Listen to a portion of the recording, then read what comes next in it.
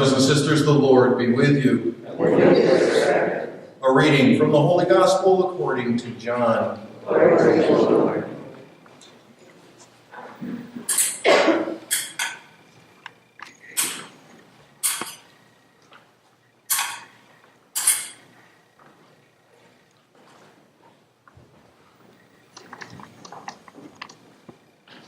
Before the feast of Passover, Jesus knew that his hour had come to pass from this world to the Father. He loved his own in the world, and he loved them to the end. The devil had already induced Judas, son of Simon the Iscariot, to hand him over.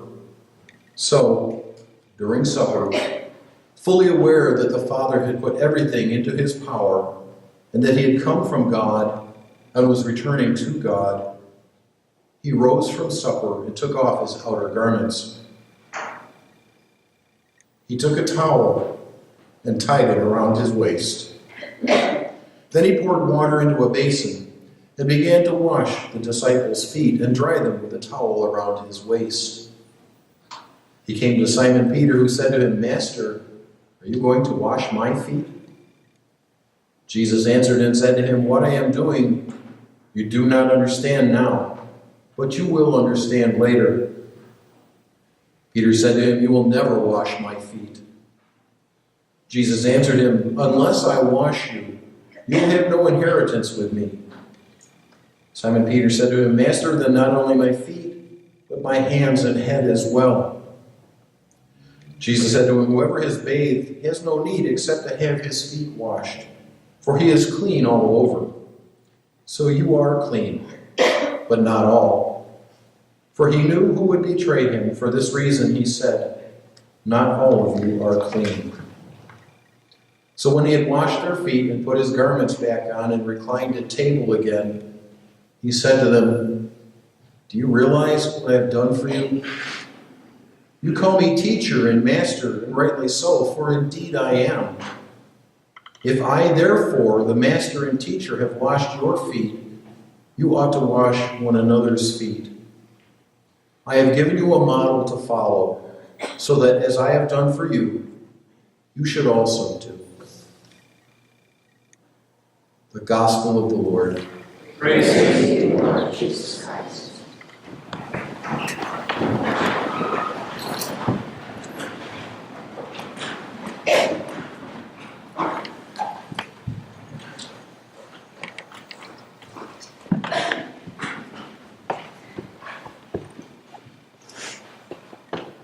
In trying to make more sense of what tonight's Mass of the Lord's Supper really means to us, I'd like to have you first think of something from your own life, of a time when you experienced great emotion on the night before something big that you had to face the next day.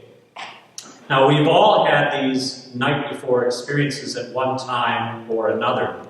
First, some positive examples of that. You may have felt the rush of excitement and joy as a child trying to get to sleep on Christmas Eve, anxiously awaiting the wonderful gifts that you'd be getting under your Christmas tree. Some of you may think of the night before your wedding day and how wound up you were anticipating the ceremony with all of your loved ones gathered around you, especially your spouse-to-be. And maybe you felt excitement the night before you started a new career or job. Or you were getting ready to go on a very big trip. Or were attending a very special event. On the other hand, we could think of nights before that left us feeling nervous or tense or maybe even scared. Facing a surgery the next day.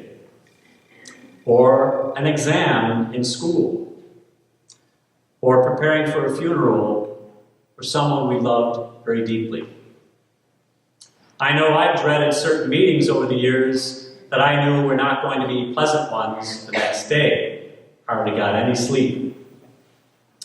I'm sure we could all add to both of those lists with many other memories Yet I don't think anything can compare with what Jesus experienced almost 2,000 years ago on this most holy night, as he sensed not only that this would be his Last Supper with his closest friends, but that one of those friends would actually betray him, and the others would abandon him in his greatest hour of need, as Jesus prepared to die on the most gruesome way the very next day. Talk about having a heavy heart.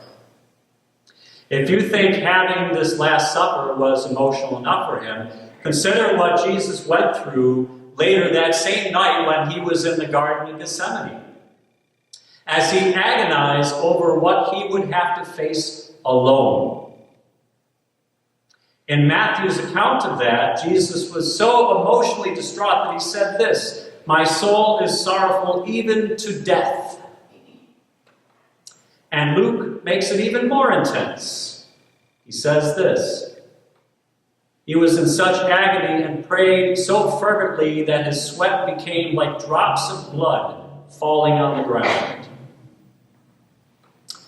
So despite the joy of this Holy Mass tonight, especially seen in the presenting of the sacramental oils just blessed by our bishop this past Tuesday, the wearing of white, which symbolizes joy and triumph and glory, among other wonderful things, or the singing of the Gloria while joyful bells ring throughout, and the quiet beauty of the washing of the feet ritual, which we will undertake momentarily.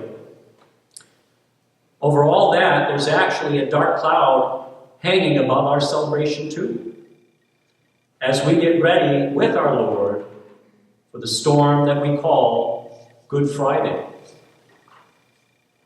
And thank God that Jesus gave us two gifts to help keep any negative emotions of that experience from getting the better of us in the joy and hope of our faith. And what are those gifts? The Eucharist and the priesthood. I want you to consider what St. Mother Teresa wrote about that in a book she wrote called Total Surrender. I'd like to quote her here. "The Eucharist is connected with the Passion. If Jesus had not established the Eucharist, we would have forgotten the crucifixion. It would have faded into the past, and we would have forgotten that Jesus loved us. To make sure that we don't forget, Jesus gave us the Eucharist as a memorial of his love. To make sure that we keep on loving him, he gives us his hunger to satisfy our hunger for him. He gives us the poorest of the poor." End quote. Keep in mind, folks, that without the priesthood, there would be no Eucharist. And without a sense of service to the needy, our Christian discipleship would be an empty shell. And that's why Jesus washes his disciples' feet, much to their astonishment, for disciples would always be washing their master's feet back then, not the other way around. Well, Jesus did this to give us all an example of how to channel the strength of his love from what we receive in the Eucharist, through offering humble service to other people, not thinking so much about ourselves as much as thinking about how hungry and thirsty and poor and pained other people out there may be, and our call to act on such need. Jesus did it for us out of humble love, so that we would live the same way for others. Remember Jesus' own words tonight in making it clear to Peter, who refused at first to be served this way by his master with such a dirty job as washing feet. Jesus told him this, "Unless I wash you, you will have no inheritance in me," or of me. And with that warning, Peter started to get the priestly picture. Although it would take his own triple denial of Jesus and our Lord's resurrection to make Jesus' point stick with him. Whenever we gather for Eucharist, we are not only giving thanks to God for the love that Jesus poured out for us, but we're acknowledging that we can't do what Jesus asked without his very presence in us. And that's why he gave us his very self to feed us and nourish us. For as he said earlier in John's Gospel, chapter 6, the famous bread of life discourse, unless you eat my flesh and drink my blood, you have no life in you. In other words, if you don't fully depend on me, your own efforts will be futile to save you. So as we are about to have the washing of the feet ceremony, think about the priceless gifts that Jesus gave all of us as Catholic Christian disciples, especially the Eucharist and priesthood, with his apostles being his very first priests, except for Judas, of course. How might God be inviting you personally to make Jesus' presence better known in all those who are struggling greatly in some way at this time, whether physically, mentally, emotionally, or spiritually?